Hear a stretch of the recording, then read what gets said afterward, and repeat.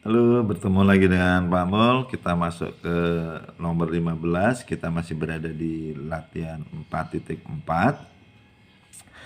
Kita baca ulang supaya tidak salah paham nanti ya. Dua mahasiswa teknik sipil Agung dan Ali ingin memperkirakan tinggi bukit terhadap sebuah posisinya berdiri jauh dari bukit itu. Mereka menggunakan bantuan peralatan laser yang dipasang pada sebuah tongkat. Tongkatnya berarti ini ya, yang tingginya 3 meter dari permukaan tanah. Agung mengamati dari bukit melalui alat dan diperoleh garis dari puncak bukit adalah ini 1540 meter.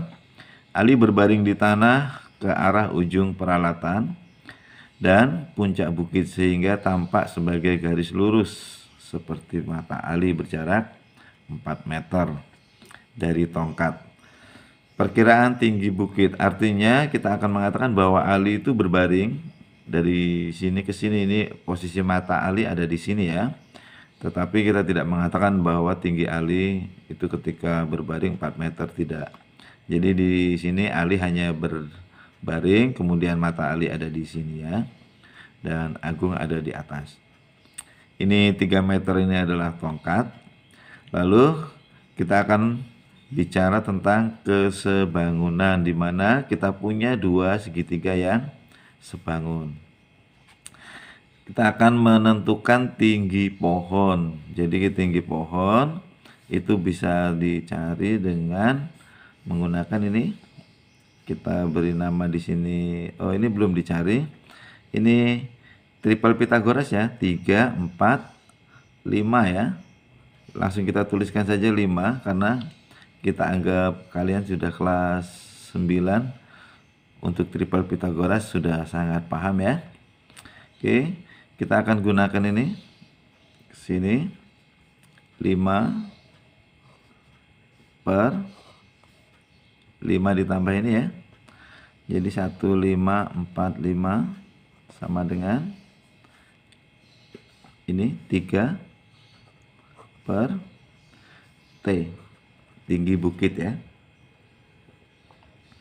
Lalu bisa disederhanakan, ini bisa dibagi 5 ya, dibagi 5, 1 per ini kita bagi 5, 3, 0, 9 ya.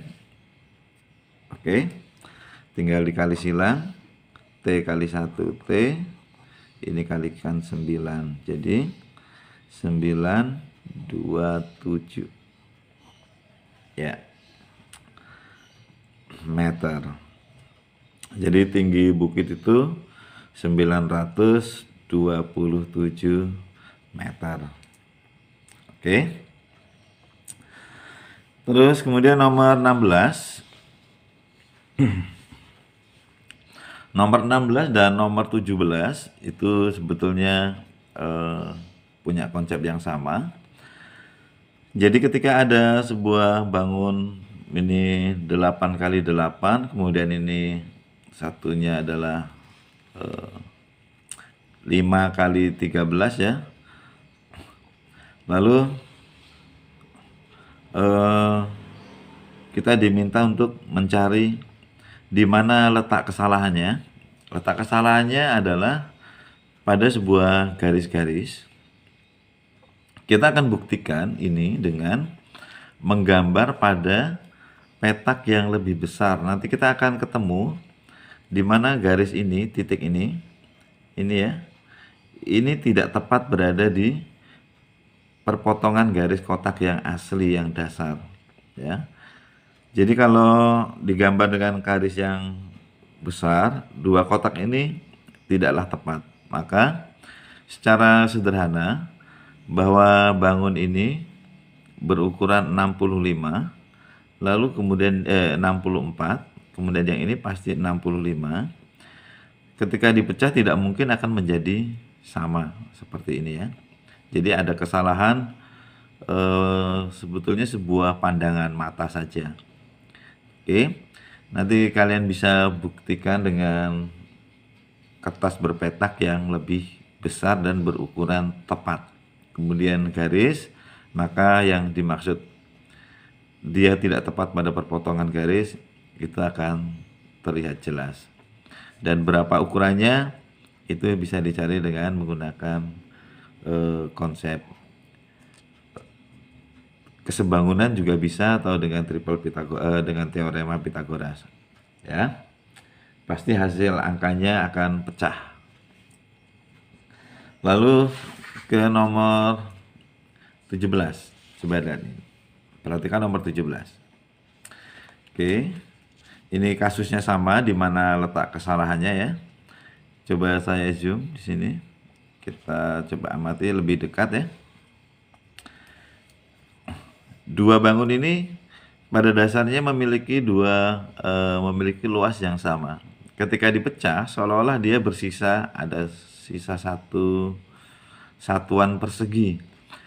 Nah, kesalahannya adalah hanya sebuah pandangan mata ya. Pandangan mata di mana kita amati yang merah ini sebetulnya dia harusnya sama dengan yang di sini ya. Ternyata garis yang berukuran ini 3 sama, oke. Dari sini ke sini 1, 2, 3, 4, 5, 6, 7, 8. Ternyata dia tidak sampai di ujung 8 kan.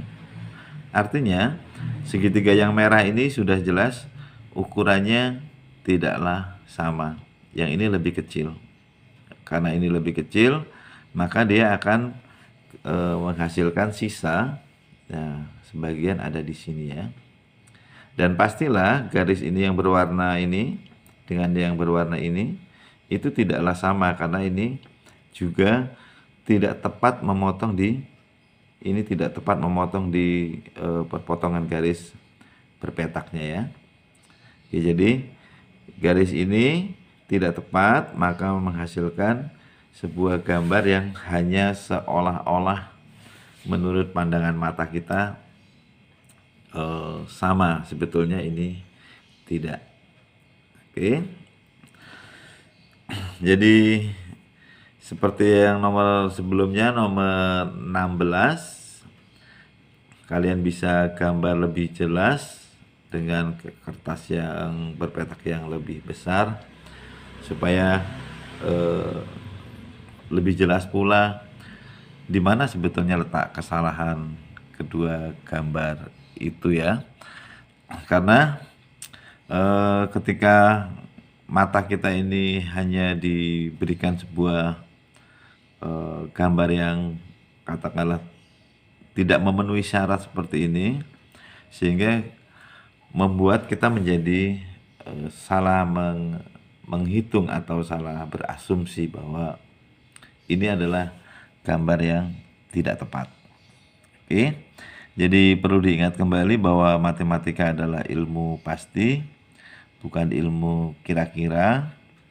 Maka ketika kita menemukan kasus-kasus yang seperti ini, temukan titik kesalahannya, coba gambar dengan ukuran dan aturan yang tepat, sehingga kita akan mengurangi kesalahan ya. Oke, latihan 4.4 selesai. Kita ketemu di latihan 4.5 berikutnya. Sampai jumpa dan tetap semangat.